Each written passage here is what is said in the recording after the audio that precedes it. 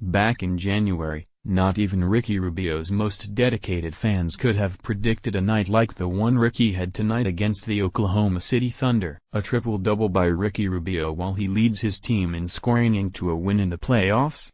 Get outta here. In January, the Utah Jazz were 9 games below .500. Ricky Rubio did not look like the Rubio the Utah Jazz thought they were getting in the trade with the Minnesota Timberwolves. Jazz fans were starting to wonder what that draft pick sent to Minnesota could have ended up becoming had Utah not traded for the Spanish point guard. Ricky Rubio was hovering around 28% from 3 until Game 41 of the season. He was turning the ball over at a career high and wasn't a net positive when he was on the floor with a + that was negative. He was part the worst starting lineups in the NBA.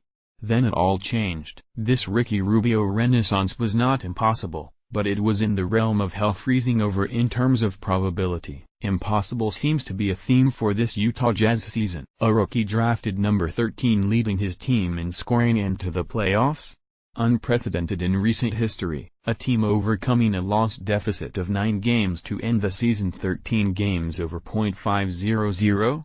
Never done. A team returning to the playoffs after losing 2 of their top offensive weapons in free agency, then trading their 3rd top scorer, then cutting their 4th?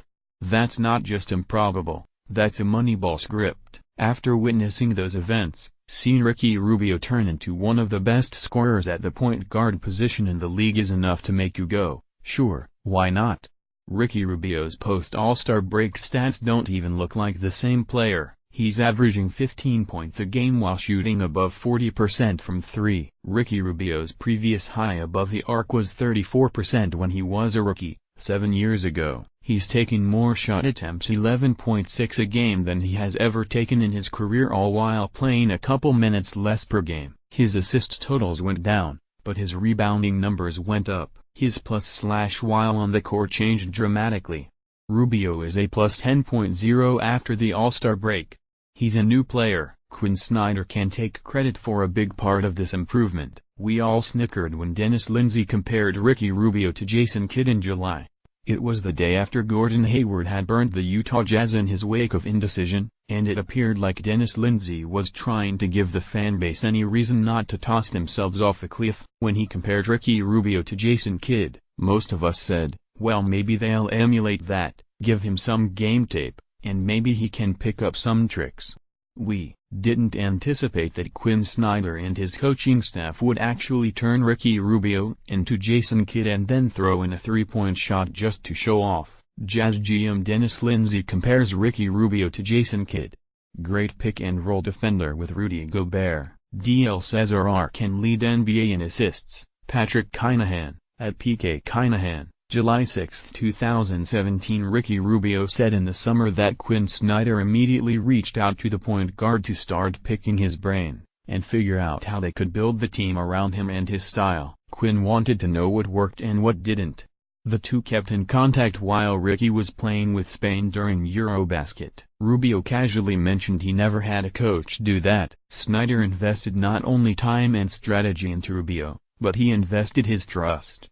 And the results have been staggering. Ricky Rubio not only has improved his game exponentially this season with hard work and help from the coaching staff, he has instilled a culture that was set ablaze and then salted over by the exits of Gordon Hayward and George Hill. Ricky Rubio at one point was looking at the eventuality that Utah could be significantly worse than his Minnesota Timberwolves were last year. In January, that reality was staring this team right in the face after their loss to the bottom-feeding Atlanta Hawks. At that point Utah was closer to the number 1 pick in the 2018 NBA draft than they were to a playoff appearance, yet Ricky Rubio helped change it. The next night this Utah Jazz team fought in Detroit to get to overtime and turn their season around. The next game Utah went to Toronto, and against the best team in the East, Ricky Rubio hit the game-winning 3 to give Utah the win over the Raptors. Ricky was always positive influence in the locker room. Rubio rekindled the bromance with Joe Ingles that they had while playing in Europe. He built chemistry with Rudy Gobert and Derek Favors. He became a mentor for the Fenman training Donovan Mitchell. He was complimentary of his competition for minutes, Dante Exum. During the throes of terrible losses, he played his damn heart out even when the Jazz were down double digits. Ask any Jazz fan, coach, or player to think of a game in which Ricky wasn't playing full speed. You can't. Ricky Rubio would play a basketball game against a 7-year-old on a Fisher-Price hoop like it was an elimination game in the playoffs, full focus, sacrificing his body, and unbridled passion. During the rough months, it was incredibly hard to criticize the puppy dog-eyed point guard. While the results were not there, Ricky Rubio personified what Theodore Roosevelt described as the man in the arena.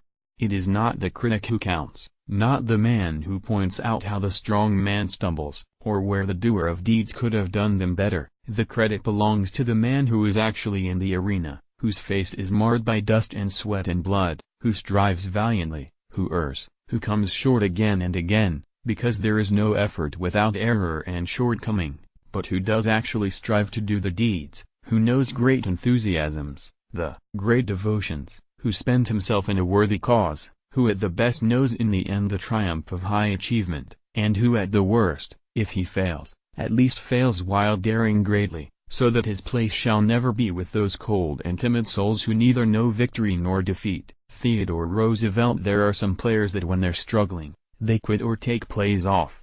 They check out. They underfunction. Ricky Rubio is like Steve Rogers, the kid from Brooklyn, that just doesn't know when to give up. He just isn't capable of walking away from a fight.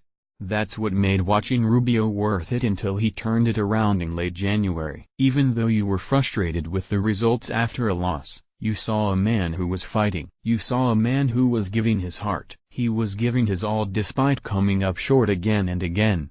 I remember saying in the end of December that it looked like Ricky Rubio's three-point shot had more arc in it. It wasn't going in, but there started to be small victories.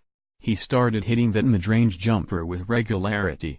His turnovers declined. The lineup that was death for Utah with Rubio, Favors, and Gobert turned into the death lineup for opposing teams. His three began to fall in January, coinciding with Gobert's return to the lineup and Donovan's special season. If at any point, Rubio stopped making progress, Utah isn't here on this stage enjoying this moment. So, miraculously, here Ricky Rubio is, the 2018 NBA playoffs. He's getting the star of the game interview after leading his team to a victory while having a triple-double in the playoffs, joining another Utah Jazz great to do it in the playoffs, John Stockton. Looking back at this season, when Rubio failed, he failed while daring greatly.